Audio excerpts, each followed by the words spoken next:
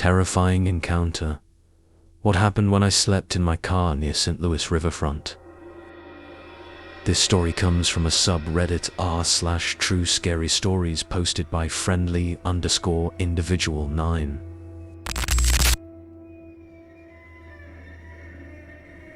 Like, subscribe, and share our YouTube channel. Don't forget to hit the bell icon for latest video notification from our channel. The night began like any other weekend adventure, no plans beyond enjoying the moment with friends. Downtown St. Louis was alive, the bars buzzing with laughter and the streets glowing under the city lights.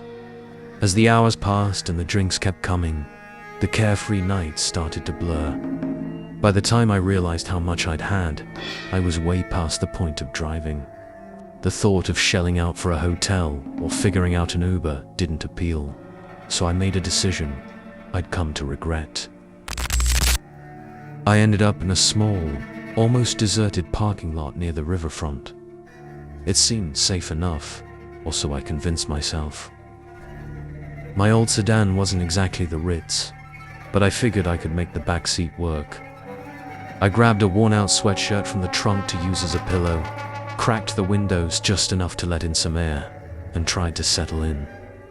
The flickering streetlights cast an eerie glow over the lot, but I was too exhausted and tipsy to care. I don't remember falling asleep, but I must have, because the next thing I knew, I was jolted awake by a tapping on the window. My first thought was that it was a cop, ready to lecture me for sleeping in my car. But as I squinted through the glass, I realized it wasn't a cop.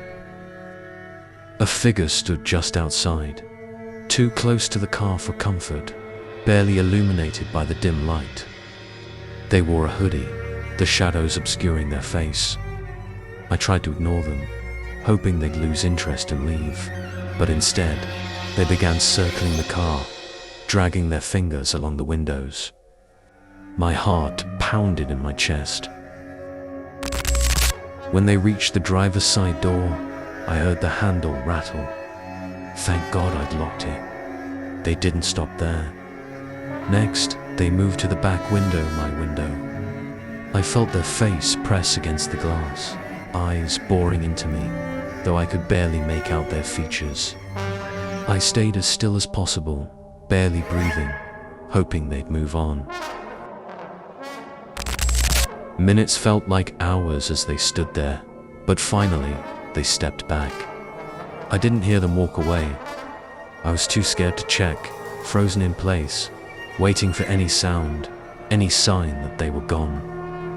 When I finally worked up the courage to sit up and peek out the windshield, my blood ran cold. They were still there, standing about 10 feet in front of my car, just staring at me, unmoving. I don't even remember grabbing my keys, but suddenly they were in my hand, my fingers trembling as I turned the ignition. The headlights flicked on, and the figure bolted, disappearing into the night. I didn't waste a second. I floored it out of there, not stopping until I found a busy, well-lit gas station.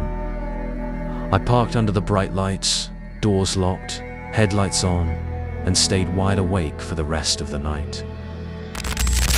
The next day, a sense of unease clung to me, like I was still being watched. Even now, when I drive past that part of town, I catch myself glancing in the rearview mirror, half expecting to see that figure again, lurking in the shadows, waiting.